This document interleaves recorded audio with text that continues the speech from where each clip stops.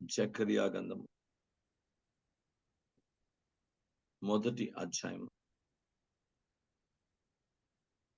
14-15 వచనాలు. కాబట్టి ఆ, నాతో మాట్లాడుచున్న దూత నాతో ఇట్లనెను, ఆ, నువ్వు ప్రకటన చేయవలసిందేమనగా, ఆ, సైన్యములకు అధిపతి యెహోవా ఇలాగ సెలవిచ్చున్నాడు, నేను ఆ, యెరూషలేము విషయంలోను సీయోను ఉమ్, విషయంలోను ఉమ్, అధికాశక్తి కలిగి ఉన్నాను.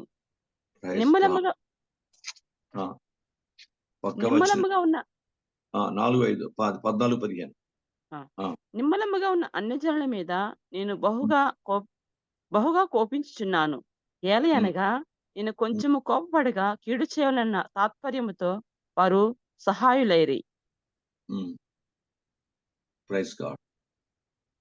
కాబట్టి నాతో మాట్లాడుతున్న దూత నాతో ఇట్లా, నీవు ప్రకటన చేయవలసిందేమనగా, సైన్యములకు అధిపతి యెహోవా ఇలాగ సెలవిచ్చినాడు, నేను యెరూషలేము విషయంలోను సియోను విషయంలోను అధిక శక్తి కలిగి ఉన్నాను. ఈ మాటను ధ్యానిద్దాం. దేవుడు చాలా ఆసక్తిపరుడుగా ఉన్నట్ట. గుర్తుపెట్టుకోండి, యెరూషలేము అంటే సంఘం, సియోను అంటే పరలోకం. యెరూషలేము అంటే పరలోకమే, కానీ ఇక్కడ మనం తీసుకోవాల్సిన ఆత్మీయ అర్థాన్ని రెండిటి పట్ల, అంటే బైబిల్ అందులో ఉంది, సంఘం పట్ల, అటు పరలోకం పట్ల కూడా దేవుడు చాలా శ్రద్ధ కలిగి ఉన్నాడు. దేవుని స్తోత్రం. దైవ గ్రంథంలో జాగ్రత్తగా మనం కొంచెం లోపలికి పెడితే, బైబిల్ గ్రంథంలో దేవుని పాదాల దగ్గర సంఘమునకు ఆసక్తి పెరగాలి, దైవాసక్తి రావాలి. ఇంకా మనకున్న ఆసక్తి చాలదేమో అనుకోండి. ప్రతి ఒక్కరు ఇంకా మనకున్న ఆసక్తి ఇంకా చాలదు. మనకున్న ఆసక్తి చాలా లోతైన స్థాయికి వెళ్ళాలి. ఎందుకంటే ఏ వ్యక్తి జీవితంలో కూడా ఆసక్తి కలిగి ఉంటేనే చేయగలరు. ఏ పని చేయాలన్నా దానికి దైవ సంబంధం, దేవుని వాక్యానుసరణ ఆసక్తి ఉంటేనే చేయగలరు. ఆసక్తి లేని పక్షాన ఏ పని చెప్పినా, ఏ పని చేయడానికి కూడా అవకాశం లేని పరిస్థితులు ఏర్పడతాయి. బైబిల్ గ్రంథాన్ని దేవుని పాదాల దగ్గర దేవుడు కుమారుణ్ణి సృష్టించడమే కాదు, బైబిల్ గ్రంథం తన కుమారుడు పట్ల ఒక దైవికమైన బాధ్యతను, ఒక గొప్ప ఆసక్తిని ఆయన కనపరుస్తున్నాడు. లేఖనాల ప్రకారం కూడా బైబిల్ గ్రంథం చదివితే, మరి యెషయా గ్రంథం 9వ అధ్యాయం 6-7 వచనాలు రెండు చదవండి. యెషయా గ్రంథము 9వ అధ్యాయము ఏలయనగా ఆ, ఏలయనగా మనకు శిశువు పుట్టెను, మనకు ఉమ్, కుమారుడు అనుగ్రహింపబడెను. ఆయన ఉమ్, భుజం మీద రాజ్యభారం ఉండును. ఉమ్, ఆశ్చర్యకరుడు, ఆలోచనకర్త, బలవంతుడైన దేవుడు, నిత్యుడగు ఉమ్, తండ్రి, సమాధానకర్తగా అధిపతి అని అతనికి పేరు పెట్టబడెను. ఇది ఉమ్, మొదలుకొని మితి లేకుండా దానికి ఉమ్, వృద్ధియు క్షేమము కలుగునట్లు ఉమ్, సర్వకాలము దావీదు సింహాసనమును రాజ్యమును నియమించును. ఉమ్, న్యాయం వలనను నీతి వలనను రాజ్యమును స్థిరపరచుటకు అతడు సింహాసనాసనుడై రాజ్య పరిపాలన చేయును. సైన్యములకు అధిపతి యెహోవా ఆసక్తి కలిగి దీన్ని నెరవేర్చును. praise the Lord.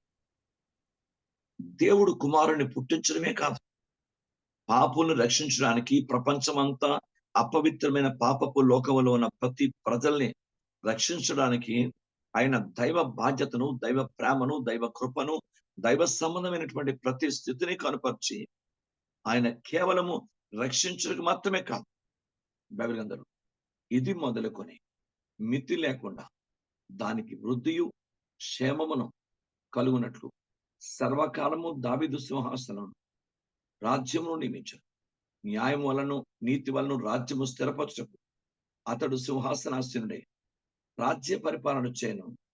సైన్యములకు అధిపతి యెహోవా ఆసక్తి కలిగి దీనిని నెరవేర్చును. దేవునికి స్తోత్రం. దావీదు డైరెక్ట్ గా వచ్చి మరి పరిపాలించాడు. దావీదు సంతానంగా పేర్కొనబడిన యేసు నిత్యమైన పరిపాలన చేస్తాడు. బైబిల్ చెప్తుంది, న్యాయం వల్ల నీతి వల్ల రాజ్యము స్థిరపరచబడదు. దేవుని స్తోత్రం. నీతి న్యాయములు యెహోవా సింహాసనానికి బైబిల్ గ్రంథంలో ఆధారాలను రాయబడింది.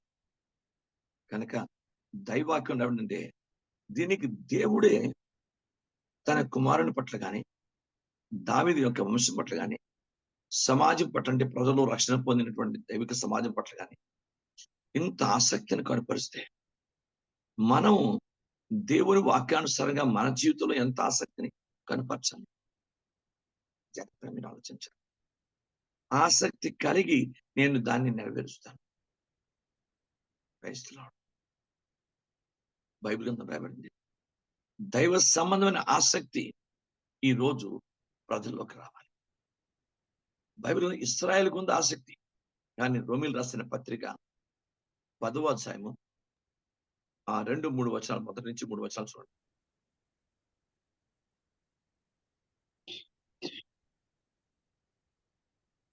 వారు దేవుని యందు ఆసక్తి గలవారని ఉమ్, వారిని గూర్చి సాక్ష్యం ఇచ్చుచున్నాను.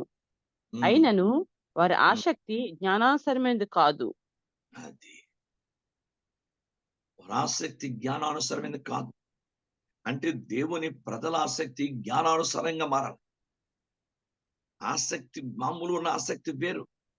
నేను ఏదో చేసేయాలి, ఏదో అనేయాలి, ఏదో చేసేయాలి, ఏదో ఉండాలి, ఏదో చెప్పేయాలి, ఏదో ఈ ఆసక్తులు వేరు. కానీ దైవాక్యానుసారంగా జ్ఞానానుసారంగా దేవునికి మహిమ తెచ్చే దైవ జ్ఞానానుసారమైన ఆసక్తి కావాలి. దేవునికి స్తోత్రం కలుగును కాక. బైబిల్ గ్రంథం చెప్తుంది దేవుని ప్రజలకి వారి ఆసక్తి జ్ఞానానుసారంగా మారాలి. మన ఆసక్తి తండ్రి మా ఆసక్తి ఏదో అన్నట్టు కాదు.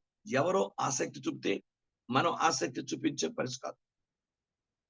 మనం వ్యక్తిగతంగా దైవ దృష్టి యోగ్యమైన జ్ఞానానుసారమైన ఆసక్తి మనలో రావాలి. దేవునికి స్తోత్రం. పౌలు గారు ఎప్పుడు కూడా ఎవరో ఏదో చేశారు నేను చేయాలి అన్న ఆలోచన లేదు. తానుకు దేవుడిచ్చిన దర్శనం బట్టి, దేవుడిచ్చిన ఆసక్తిని బట్టి, ఈవెన్ బైబిల్ గ్రంథంలో రోమీయులు రాసిన 15వ వచనం చదివితే మీరు 21 నుంచి అతడు ఎక్కడెక్కడో ఇంకా స్వార్థ పఠించిన ప్రాంతాల్లో కూడా స్వార్థ ఆసక్తిని కలిగి ఉన్నాడు. ఇది వ్యక్తిగతంగా ప్రతి వ్యక్తిలోనే భర్త ప్రేరేపిస్తేనే భార్య, భార్య ప్రేరేపిస్తేనే భర్తనే కాకుండా నీ వ్యక్తిగత జీవితంలో నీకు నీ మట్టుకు ఆసక్తి పుట్టి తీరాలి. నువ్వు దైవ సంబంధంగా అనేకమైన శారీరక సంబంధించిన పనుల్లో ఏ విధంగా ఆసక్తిని కలిగి మనం మన జీవితాన్ని ఆసక్తిని చూపిస్తాము. దేవుని సంబంధమైన పనుల్లో దైవ కార్యక్రమం నీ వ్యక్తిగతంగా నీకు దైవిక ఆసక్తిని కలిగి తీరాలి. నేను చెప్పినటువంటి నిర్వచనం చదవండి. రోమా 15వ అధ్యాయం 19 చదవండి. 19 నుంచి 21 నుంచి 21 చూడండి. 19 నుంచి 21.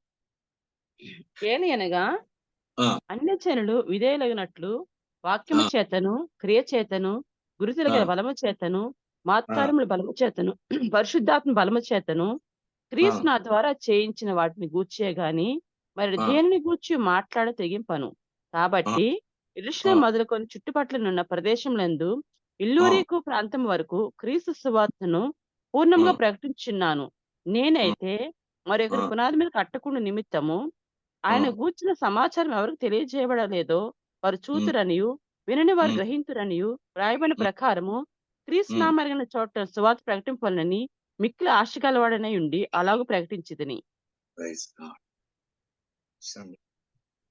నేనైతే అంటాడు. అంటే ఎవరితో నా సంబంధం కాదు. నేనైతే వ్యక్తిగత తన జీవితంలో ఆశ ఆసక్తిని పెంచుకున్నాడు. తనకు దేవుడు చేసిన నేను కనికరించబడితిని. నేను దోషకుడిని, హింసకుడిని, దేవుని సంఘాన్ని నేను చాలా హింస పెట్టాను. అలాంటి వ్యక్తిని దేవుడు నన్ను మార్చి పరిశుద్ధపరిచి ఈ విధంగా దైవికంగా నా జీవితంలో ఇంత బ్రతుకుని, ఇంత ఆశ్చర్యకర బ్రతుకుని దేవుడు ఇచ్చాడు. ధర్మశాస్త్ర మూలమైన నీతిని బట్టి కాకుండా దేవుని వాక్య సంబంధ నీతిలో యేసుక్రీస్తునందు నీతిలోనికి నన్ను నడిపించి నాకెంత ధనమైన జీవితాన్ని ఇచ్చిన కృతజ్ఞతతో ఆసక్తికరమైనటువంటి పనులు, దేవునికి మహిమ తెచ్చిన పనులకి అతను కోరుకున్నాడు. సువార్త ప్రకటించని చోట్ల సైతం కూడా ప్రకటించాలని ఆశ, ఆసక్తి తన జీవితంలో కలిగి ఉన్నాడు. క్రైస్తవ జనంలో దైవాసక్తి రావాలి. పౌలు గారు అదే ఆసక్తిని కలిగి 2వ కొరింథీ 11వ అధ్యాయంలో మనం 1 నుంచి 2 వచనాలు చదివినప్పుడు మనం 3 వచనాలు చూస్తే సరిపోతుంది. బైబిల్ గ్రంథం 2వ కొరింథీ 11వ అధ్యాయం. క్రైస్తవుడు చూడండి, నేను మీ ఎడల దేవాసక్తిని కలిగి ఉన్నాను. అది మామూలు ఆసక్తి. దేవాశక్తితో ఆ! దేవాశక్తితో మీ యెడల ఆసక్తి కలిగి ఉన్నాను. ఆ! ఎందుకనగా, ఆ! పవిత్రురాలైన కన్యకనుగా ఒకడే పురుషునికి అనగా ఆ! క్రీస్తుకు సమర్పింపబడనని మిమ్మల్ని ఆ! ప్రదానము చేసితిని గాని, ఆ! సర్పము తన కుయుక్తి చేత హవ్వను మోసపరిచినట్లు మీ ఆ! మనసులను చెరుపబడి క్రీస్తు ఆ! యెడలున్న సరళత నుండియు, పవిత్రత నుండియు హ్మ్. ఎట్లైనను తొలగిపోవునేమో అని భయపడుచున్నాను. Praise God. దేవుడు తన ఆసక్తిని తన కుమారుని ఇచ్చుట ద్వారా, దేవుడు తన ప్రేమను తన కుమారుడు శిలువలో రక్తం ద్వారా, ఆయన రక్తం ద్వారా మానవ జాతిని పవిత్రపరచుడు ద్వారా, తన ఆసక్తిని, ఆశను, తన ప్రేమను, తన సమస్తాన్ని కూడా రుజువు చేశాడు. మరి దేవుని బిడ్డలు అదే కాదు. నేను ఆసక్తి కలిగి నేను దీన్ని నెరవేరుస్తాను. ఏంటి? దేవుని రాజ్యం నిత్యమైన పరిపాలన ఉంచి. యేసుక్రీస్తు పరిపాలన చేయబోయే పవిత్ర రాజ్య పరిపాలన గురించి కూడా ప్రవచనాత్మకంగా ముందుగానే దేవుడు యెషయా ద్వారా ప్రవచింప చేస్తున్నాడు. Praise the Lord. దేవుని వాక్యంలో ఆయన పుట్టుక, ఆయన పరిపాలన, ఆయన ఎదుగుదల మొత్తం ఈ 6, 7 వచనాల్లో మొత్తం ఆయన ఏం చేయబోతున్నాడో ప్రైజ్ ది లార్డ్. దావీదు డైరెక్ట్‌గా వచ్చి భూమి మీద గాని, ఆకాశం మీద పరిపాలించడు. ఆయన వంశస్థుడైన యేసుక్రీస్తే పరిపాలన చేస్తాడు. దేవుని స్తోత్రం. కనుక బైబిల్ గ్రంథంలో దేవుని వాక్యంలో రాయబడిన పరిస్థితి. ఎందుకంటే ప్రపంచం మొత్తం మీద సృష్టి యావత్తులో తానే అందరి పాప పరిహారార్థమై తన సమస్తాన్ని బలిగాను, అర్పణముగాను అర్పించి దేవునికి మహిమగల కార్యం జరిగించి ప్రభు యొక్క ఉద్దేశము, ప్రభు యొక్క చిత్తము, ప్రభు యొక్క ప్రణాళిక సంపూర్ణంగా దేవుడు తన యేసుక్రీస్తు తన శరీరమందు, ప్రాణమందు, ఆత్మయందు నెరవేర్చుకొని తండ్రి చిత్తానికి సంపూర్ణ సహకరించిన కారణం చేత దేవుడు అతనికి ఇచ్చినటువంటి ధన్యత ఏంటంటే, అంత భయంకరమైన పాపిని, ఆ పాప భారాన్ని మోసిన తన జీవితాన్ని ఆశ్రయించి తనకు ప్రత్యేకమైన రివార్డ్ ఇస్తున్నాడు. ఎందుకంటే దేవుని వాక్యానికి, అంటే తండ్రి చిత్తానికి లోబడి, తండ్రి మాటకు లోబడి మరణము పొందినంతగా విధేయత చూపించి ఆ అతడు చేసిన కార్యానికి తండ్రి ఇచ్చిన బహుమానం ఏంటంటే, ఇంకా నీకు మరణం లేదు. నువ్వు దైవికంగా నిరంతరము నిత్యము పరిపాలన చేసి న్యాయదండమును పట్టుకొని, ఇనుపుదండం పట్టుకొని ప్రపంచానికి అద్భుతమైన పరిపాలకుడిగా నీవు దేవుని దృష్టికి యోగ్యమైన న్యాయమైన పరిపాలన ప్రపంచానికి అందిస్తావని ఒక పవిత్రమైన స్థితిని, అధికారం, అభిషేకం, ఆశీర్వాదం 3 అతనికి అనుగ్రహించాడు దేవుడు. బైబిల్ గ్రంథం చెప్తుంది. దేవుడు తన ఆసక్తి పట్ల ఖచ్చితంగా నెరవేర్చాడు. సంఘము తన ఆసక్తిని జ్ఞానానుసారమైన ఆసక్తిగా మార్చుకుంది. మన ఆసక్తి శారీరక సంబంధ ఆసక్తి కాదు. క్రైస్తవుడు శారీరక సంబంధ జ్ఞానానుసార ఆసక్తిగా మార్చుకుందాం. దేవాసక్తిగా మార్చుకుందాం. పౌలు కలిగిన దేవాసక్తి ఎంత గొప్పదో అర్థం చేసుకొని మనము క్రీస్తుకు ఒక భారీగా, మనం పెండ్లి కుమార్తెగా మనం సమర్పించబడ్డాం కనుక మన పవిత్రతను కాపాడుకుంటూ ఆ క్రీస్తు యొక్క సరళతను తొలగిపోకుండా నేను మీరు దైవాసక్తితో మన దేవుని రాజ్య పరిచర్య గాని, కుటుంబ సమం కట్టుకోవడం గాని, దేవునికి అనుకూలమైనటువంటి జీవితాన్ని ప్రభు మనకు అప్పగించిన దాన్ని నెరవేర్చడం గాని చేయడానికి తగిన శక్తివంతుడుగా నేను మీరు ఉండాలి. ఆ ఆసక్తి నాకు మీకు ఉండాలి. ఎవరికైనా మనం కలిగిన ఆసక్తి సరైన రీతిలో ఉంటేనే దాన్ని బట్టి మన కార్యాలు కూడా పొందుకుంటాం. ఆ బైబిల్ ప్రార్థన చేయాలని ఆసక్తి ఉందా? మరి ఏలియా అతడు ఆసక్తి కలిగి ప్రార్థన చేయగా 3.5 సంవత్సరాల వర్షం పడకూడదంటే పడలే. ఆయన ఆజ్ఞాపిస్తే ఆయన మళ్ళీ ప్రార్థన చేస్తేనే వర్షం పడింది. అంటే ఆసక్తి కలిగిన ప్రార్థనకి ఎంత జవాబు ఉందో లేఖనాలు స్పష్టపరుస్తున్నాయి కదా. Praise the Lord. మీరు ఎక్కడ అన్యత్వంతో సరిపోల్చకండి. అన్యులకి హాస్యాస్పదంగా ఉంటది ఈ విషయం. ప్రార్థన చేస్తే వర్షం ఏంటి? ప్రార్థన చేస్తే ఆగిపోవడం ఏంటి? వాళ్ళకి కొంతమంది క్రైస్తవులే అద్భుతాల గురించి తప్పుగా మాట్లాడుతున్న పరిస్థితి. దేవుడు అద్భుతాలు చేస్తుంటే తప్పుగా మాట్లాడుతున్న పరిస్థితి కూడా ఉంది. కనుక రకరకాల పరిస్థితులు మీకు అర్థమైందా? దీన్ని ఎవరిని మనం తీర్పు తెచ్చినా ఎవరికి క్రియలు బట్టి వాళ్ళకి ప్రతిఫలం ఉంటుంది. కనుక మన జీవితంలో ఏంటి, స్వస్థత చెందుతుందా?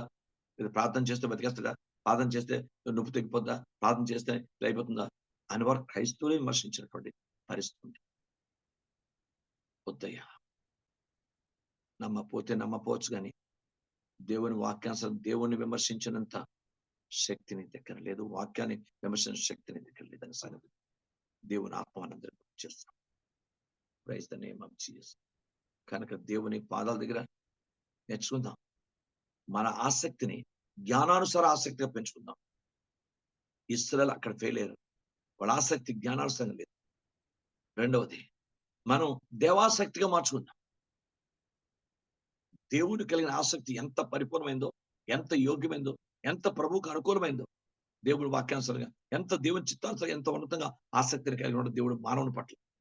అది మానవుడు అంటే కేవలం క్రైస్తవుని కాదక్కడ, సృష్టి యావత్తున 750-800 కోట్ల ప్రపంచ జనాభాలో ప్రతి అన్నిని గురించి, సృష్టి యావత్తున ప్రతి ఒక్కరి గురించి ఆయన ఆసక్తిని కలిగి ఉన్నాడు. అందరి జీవితాలు చేత గమనించండి. కనుక దేవుని పాదాల దగ్గర నేనైనా మీరైనా నేర్చుకొని మన ఆసక్తిని జ్ఞానానుసారంగా దేవాసక్తిగా మార్చుకుంటే మన జీవితాలు కూడా ఆయన చిత్తాన్ని ఆయన ఉద్దేశించిన ఉద్దేశాలని నెరవేర్చడానికి తగినంత స్థితిని పొందుకున్న వారంగా మనం ఉండగలుగుతాం. దేవునికి స్తోత్రం కనుగాక. బైబిల్ గ్రంథంలో తీతుకు రాసిన పత్రిక 2వ అధ్యాయము 14వ వచనం.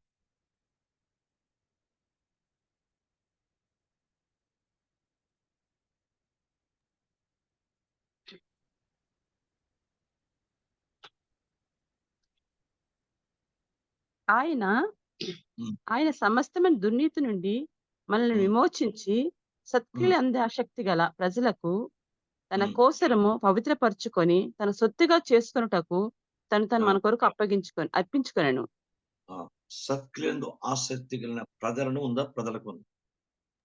సత్క్రియలు ఆసక్తి ప్రజలను తన కోసరము, ప్రజలకు కాదు, ప్రజలను ప్రజలను తన కోసరము ఏర్పాటు చేసుకున్నాడు. బైబిల్ గ్రంథం ఉంది. సత్క్రియలందు ఆసక్తి ఉండాలి మనకి. మంచి క్రియ అంటే విశ్వాసం. దేవుని యందు విశ్వాసం ఉంచడం మంచి క్రియ, సత్క్రియ. భక్తుడైనటువంటి సర్వశక్తుల దేవుడు, భక్తుడైనటువంటి ఆ రోజుల్లో మైనటువంటి కయ్యనుకు సెలవిచ్చిన మాట ఏంటంటే, నువ్వు దేవుని వాక్య ప్రకారం కూడా నువ్వు దేవుని సంబంధమైన దైవాసక్తి కలిగి ఉంటే నువ్వెందుకు ముఖం చిన్నపుచ్చుకున్నావు? నీవు కూడా సత్క్రియ చేస్తే నీవు కూడా తలెత్తుకునే స్థాయికి ఉంటావు కదా. నీకు సత్క్రియ ఆసక్తి లేదు. సత్క్రియలందు ఆసక్తి కావాలి. దేవుని స్తోత్రం కలుగునుగా. జాగ్రత్తగా గమనించండి. దేవుని ప్రజలు దేవుని పని చేయడం, దేవుని స్వార్థ చేయడం, దైవరాజ్యాన్ని వ్యాప్తి చేయడం, స్వార్థ పత్రికలు పంచిపెట్టడం, లేక ప్రభువుకు మేలు కొరకు ఎవరన్నా కష్టంలో, బాధలో, సమస్యలు ఉంటే వారికి మన వరకు మనం చేయూతనందించే మంచి పనిని కలిగి ఉండడం, దైవికమైన ప్రేమ కలిగి ఉండడం, ఇలాగా ఇబ్బందుల్లో ఉన్న విధవాలను పరామర్శించడం, ఇవన్నీ వాక్యానుసారమైనటువంటి సత్క్రియలు. దేవుడి రాజ్య సంబంధమైన పనిలో పొందడం సత్క్రియ. వాక్యం చెప్తుంది, సత్క్రియలో ఆసక్తి తన కోసం ఏర్పరచుకొని మామూలు ఆసక్తి పనిచేయదు. సత్క్రియలందు మంచి దేవుని క్రియలు, దేవుని సంబంధమైన దైవిక స్వార్థ కార్యక్రమం కానీ అది ఏదైనా దైవ సంబంధమైనటువంటి క్రియలు చేయడానికి ఆసక్తి గల జనం ప్రభు ఏర్పాటు చేసుకుంటాడు. కనుక మన ఆసక్తి జ్ఞానానుసారంగా మారాలి, దేవాసక్తిగా మారాలి, దైవ సంబంధమైన క్రియలు చేయడానికి ఆసక్తి గల వారంగా మనం ఉండాలి. దేవుడు కోరే ఆసక్తి. అంతేకాదు, లేఖనాల్లో స్పష్టంగా బైబిల్ గ్రంథంలో దేవుడు ఏ ఆసక్తి కలిగి ఉన్నాడో అదే ఆసక్తి కలిగి ఉన్నాడు. అది ఫీనెహాస్ కలిగి ఉన్నాడు. కలిగి ఉన్నాడు. మామూలు ప్రజలు కాదు. బైబిల్ గ్రంథంలో ఉంది. ఫీనెహాస్ కలిగి ఉన్నాడు. అతడు సంఖ్యాకాండంలో 25వ అధ్యాయం చదివితే దాంట్లో ఫీనెహాస్ గురించి రాయబడింది.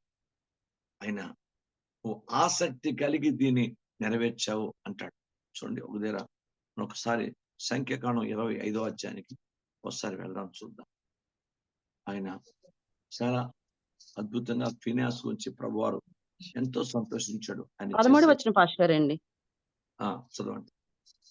అది నిత్యమైన యాజక నిబంధనగా అతనికి అతని సంతానం కలిగియుండును. ఏలయనగా అతడు ఆ! తన దేవుని విషయమందు ఆసక్తి గలవాడై ఇశ్రాయేలు హ్మ్. నిమిత్తం ప్రాయశ్చిత్తము చేసెను. అది. ఇశ్రాయేల్ నిమిత్తము ప్రాయశ్చిత్తము చేశాడు. బైబిల్ గ్రంథం చెప్తుంది ప్రాయశ్చిత్తం చేశాట. ఏంటి ఆ ప్రాయశ్చిత్తం అనగా జాగ్రత్తగా గమనిద్దాం. ప్రాయశ్చిత్తం అంటే ఏంటంటే అది 106వ కీర్తన 30, 31 వచనాలు.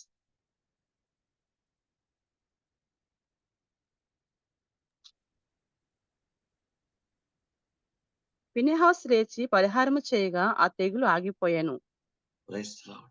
నిత్యము తరములన్నిటిను అతనికి ఆ పని నీతిగా ఎంచబడెను. దేవుని స్తోత్రం.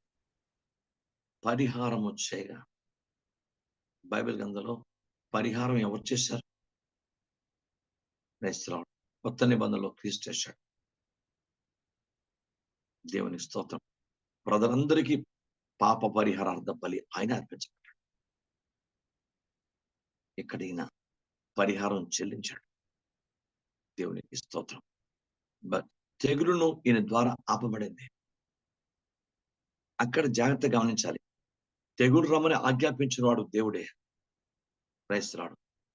దాన్ని ఆగిపోమని ఆజ్ఞాపించిన వాడు కూడా దేవుడే. కానీ మధ్యవర్తిగా మోషన్ పెట్టాడు. దేవునికి స్తోత్రం.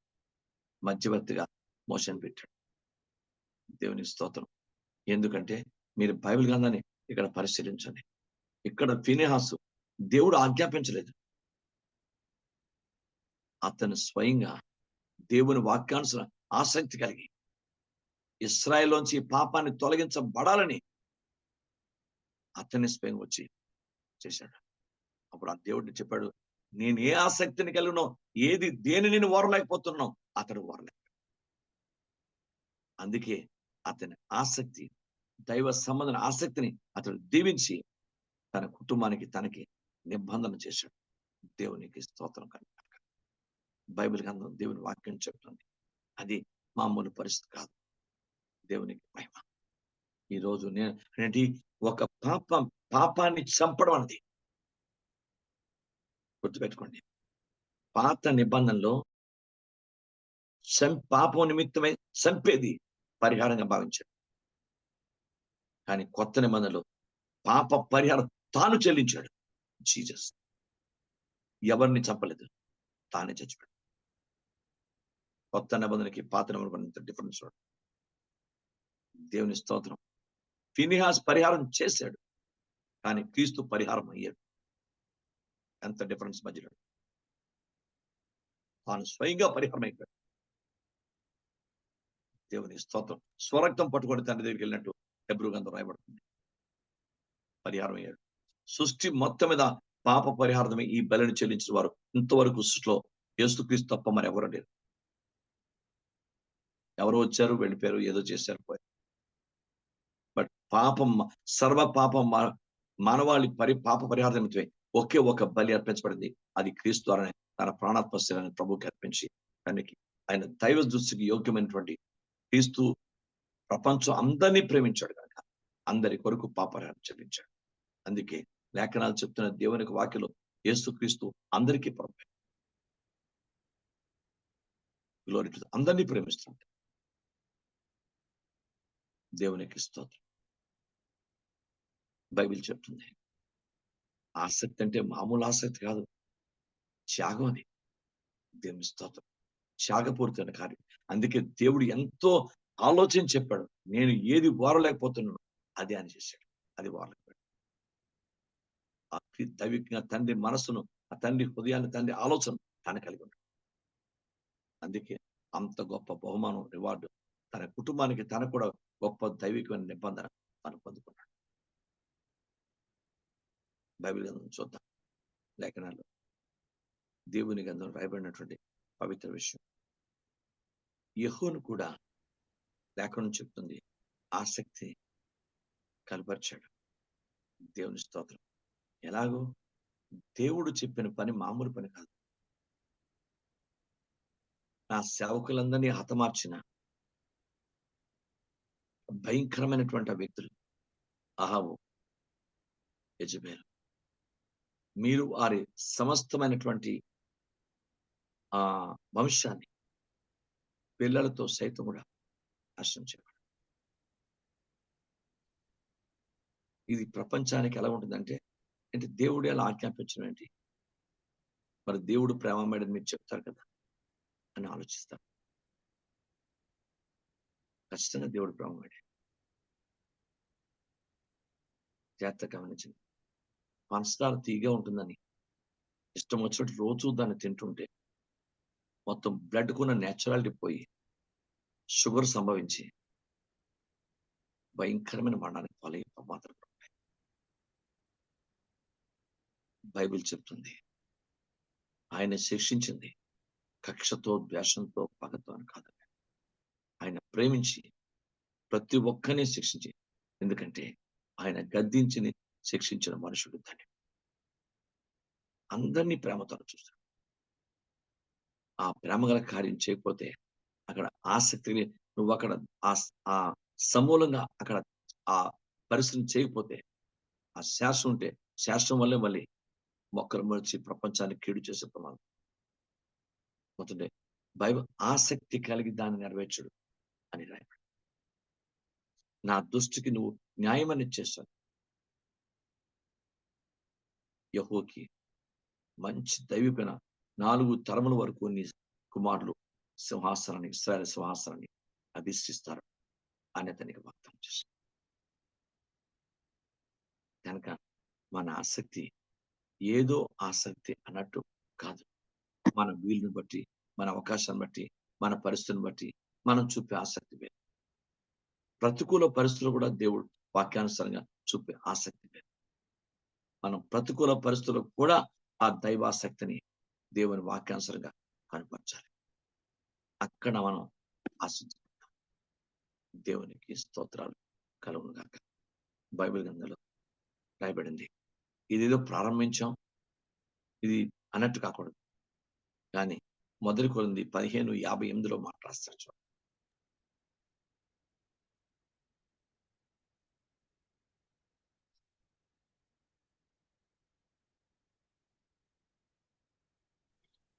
మొదటి కొరింథీ 15:58. కాగా నా ప్రియ సహోదరులారా, ఆ! మీ ప్రయాసం ప్రభునందు వ్యర్థము కాదని ఎరిగి, ఆ! స్త్రీలను కదలని వారును ప్రభు హ్మ్. కార్యాభివృద్ధి యందు ఎప్పటికిని ఆసక్తులై ఉండుడి. హ్మ్. Praise the Lord. ప్రభు కార్యాభివృద్ధి అందు ఎప్పటిని తుదమట్టుకు ఆసక్తి. ఈ కార్యం మన జీవితం భూమి మీద పరలోకానికి మన ఆత్మ వెళ్ళినంత వరకు, భూమి మీద మన తనువు చాలించినంత వరకు దేవుడిచ్చిన దైవాసక్తిని అలా కలిగి ఉంటూనే మనం దేవుని సంఘంలో, మన కుటుంబంలో, దేవుని వాక్యానుసార సమాజంలో చేయాలి. ఈ ఆసక్తి కడ వరకు జ్ఞానానుసరణ ఆసక్తి, దేవాసక్తి, సత్క్రియల ఆసక్తి, ఇలాగూ వాక్యానుసారంగా దేవుడు ఏ పని చెప్పాడో దాని యందు ఆసక్తి. బైబిల్ గ్రంథంలో ఉన్న యెహోవా అదే చేశాడు. ఎంత ఆసక్తికరంగా దేవుడు పనిని నెరవేర్చాడు. నా బైబిల్ గ్రంథంలో లేఖనాలు స్పష్టంగా ఉంది. నా హృదయ ఆలోచన అంతటి చొప్పున నువ్వు చేస్తావు కనుక నీ కుమారుడు 4 తరముల వరకు ఇశ్రాయేలు సింహాసనం మీద ఆశీర్వదించాడు. వాగ్దానం చేశాడు. కనుక మన ఆసక్తిని ఏదో ప్రజలు సాధారణంగా అన్నట్టు ఉండకుండా మన ఆసక్తిని దేవుడు అంత ఆసక్తి కలిగి మన జీవితాన్ని నిత్య పరిపాలనలో మనం చేర్చాలని, నిత్య రాజ్యంలో మనం చేర్చాలని, అద్భుతంగా మన పట్ల మన మేళ్లు, ఉపకారాలు, ఆశ్చర్యాలు, ఎన్నో సూచకులు మన పట్ల చేస్తూ దేవుడు తన ఆసక్తిని కొత్త నిబంధన తన కుమారుని సైతం మనకి ఇవ్వడానికి వెనదీక అంత దేవుడు ఆసక్తి పడుగా మన పక్షంలో ఉన్నప్పుడు మనం దేవుని పట్ల చూపించవలసిన ఆసక్తిని కూడా వాక్యానుసారంగా చూపించ భక్తులుగా ఉండి తీరాలి. కానీ ఆసక్తి ఏంటి? వీలుని బట్టి అందరూ చేస్తారు. ప్రతికూల పరిస్థితులను చెప్పాను. ఎందుకు మన అంత దేవుని పరిశుద్ధాత్మ సన్నిధి అంత బలంగా ఆదివారం నాడు వాక్య పరిచయంలో ఆరాధనలు కూడా దేవుడు మనం చవి చూడగా అంటే ప్రతికూల పరిస్థితులు కూడా సంఘము ఇక్కడికి వచ్చింది. ప్రతికూల పరిస్థితులు అనుకూలం ఉంటేనే కాదు. దేవుని స్తోత్రం. నేను చెప్పింది అపార్థం చేసుకోకండి. అర్థం చేసుకునే పరిశుద్ధంగా అర్థం చేసుకోండి. Praise God. మొదటి ఆదివారం వచ్చినట్టు మిగతా 3 వారాలు ఎందుకు రారు? ప్రభురాత్రి భోజనం మాత్రమే కాదు కదా! ఆలోచించండి. Praise God. ఈ ఆసక్తి అన్నిట్లోనూ కొనసాగాలి. అది దైవికంగా, సువార్తపరంగా మొదటి ఆదివారానికి ఎంత ప్రాధాన్యత ఇస్తాం. ప్రతి ఆదివారం ప్రభువు తన శరీరాన్ని అనగా తన వాక్యాన్ని మనకి ఇస్తున్నాడు ఆహారంగా. ప్రతి ఆదివారం కూడా పరిశుద్ధాత్మ దేవుడు నీతో మాట్లాడుతున్నాడు. నీకు ఇచ్చే ఆహారమే కదండి. జీవాహారం పొందుకొని వెళ్తున్నాం కదా! మరి ఒక్క ప్రభురాత్రి భోజనం ఉంచి మనం ఎందుకు ఆలోచించాలి? తప్పకుండా ఉండి తీరాలి ప్రభురాత్రి భోజనం ఉంచి. కానీ మిగతా వారాలు కూడా ఎందుకు ఆసక్తి కనపరచకూడదు? అందరూ అలా ఉందాం. ప్రతి వారం కూడా ముఖ్యమైన వారమే. ప్రతి దినం కూడా మనకి ముఖ్యమైనదే. ఈ దినం ఏదో చెడ్డది దినం మనకు ఇదిగా అనట్లేదు. దేవుడు సృష్టించిన 360 దినాల్లో ప్రతి దినం కూడా దేవుడు ప్రశస్తమైనటువంటి ఆశీర్వాదం ఉంచుతాడు. ప్రతి దిన ఆశీర్వాదం కూడా మనల్ని ఉంచాడు దేవుడు. ఆసక్తి కలిగి ఉందాం. ఎప్పుడు దేవుని పట్ల, దేవుని కార్యాల పట్ల, దైవ సంబంధమైనటువంటి సువార్తల పట్ల, దేవుని రాజ్య సంబంధమైన కార్యక్రమం అన్నిటి పట్ల దేవాసక్తిని, సత్క్రియలందు ఆసక్తిని, దేవుని జ్ఞానానుసార ఆసక్తిని మనం కలిగి ఉందాం. దేవుడు మన పట్ల ఆసక్తిని కాదు, ఆ నిత్యమైన పరిపాలన దేవుడు ఇవ్వడానికి కుమారుడు ద్వారా నిత్య రాజ్య పరిపాలన ఏర్పాటు ఆసక్తి కలిగి దీన్ని నెరవేర్చుతానంటాడు. మనం కూడా యెరూషలేము ముందు నేను ఆసక్తి కలిగి ఉన్నాను. యెరూషలేము అంటే సంఘం, సీయోను అంటే పరలోకం. రెండు కూడా యెరూషలేముగా నూతన యెరూషలేము కూడా పరలోకమే. క్రైస్తవం గుర్తుపెట్టుకోండి. దేవుడు మనందరినీ అంత ఉన్నతమైన వ్యక్తులుగా ఆసక్తి కనపరుస్తున్నప్పుడు మనం ఎలా ఉండాలి? ఈ రోజు ఇంకా నా ఆసక్తి కొంచెం తగ్గిపోకూడదయ్యా. ఆసక్తి పెరగాలి. క్రైస్తవం ప్రార్థన చేద్దాం. ప్రభా, నాలో ఇంకా ఆసక్తి కనపరచని పరిస్థితి నాకు వద్దు. దేవుని రాజ్య కార్యక్రమాలందు, దైవాసక్తి, దేవుని చిత్తము నెరవేర్చేందు, సంఘమునందు మనలో ప్రతి ఒక్కరూ దైవాక బాధ్యత కలిగి, ఒకరి పట్ల ఒకరు బాధ్యత కలిగి, దేవుని వాక్యానుసరణ ఆసక్తిని కనపరుస్తూ ప్రభు యొక్క రాకడ పర్యంతం తుదమట్టుకు దాన్ని కొనసాగించాలని పరిశుద్ధ లేఖనాలు మనకు సెలవిస్తున్నాయి. తండ్రి, నన్ను ఆ స్థితిలో దీవించయ్యా. నా ఆసక్తి టెంపరీ కాకూడదు, ఏదో శారీరక సంబంధం కాకూడదు. నీ జ్ఞానానుసారం నేను ఉంటాను. అలా నా కృప దయచేయమని ప్రార్థన చేద్దాం. ఎస్, పౌలు గారు దేవాసక్తిని కలిగి, సంఘము దేవాసక్తిని కలిగి, దేవుడు ఎట్లాంటి ఆసక్తిని కనపరిచాడు అలాంటి దైవిక ఆసక్తి మనం కనపరిచే ప్రార్థన చేసుకుందాం. తండ్రి, నాకు అలాంటి ఆసక్తి ఇవ్వండి. ఏదో నేను కాదు, యెరూషలేము పట్ల, సీయోను పట్ల నా ఆసక్తి కలిగి ఉన్నాను. దేవుడు తన ఆసక్తిని కనపరుస్తున్నాడు. ఈరోజు పరిశుద్ధ ఆత్మదేవుడు నీ పట్ల, నా పట్ల ఆసక్తిని కనపరుస్తున్నాడు. నన్ను నడిపించేందు, మనం బతికించేందు, మనం బలపరిచేందు, మనం విశ్వాసపరంగా మార్చేందు ప్రతి విషయంలో దేవుడు తన ఆసక్తిని కలిగి ఉన్నాడు మన పట్ల. మనం కూడా దైవాసక్తిని కలిగి ఉన్న ప్రభా సహాయం చేయమని ప్రార్థన చేసుకుందాం. పరిశుద్ధాత్మతో ప్రేరేపించబడి దేవుని ఆత్మానుసారంగా ప్రభుత్వ ప్రేరేపించిన ప్రార్థన